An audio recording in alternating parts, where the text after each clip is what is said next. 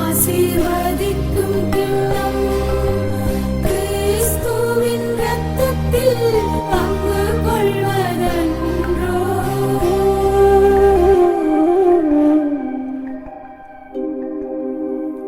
ஆண்டவர் எனக்கு செய்த எல்லா நன்மைகளுக்காகவும் நான் என்ன கைமாறு செய்வேன்? மீட்புக்காக நன்றி கூறி கிண்ணத்தை கையில் எடுத்து ஆண்டவருடைய திருப்பெயரை சொல்லி கூப்பிடுவேன்.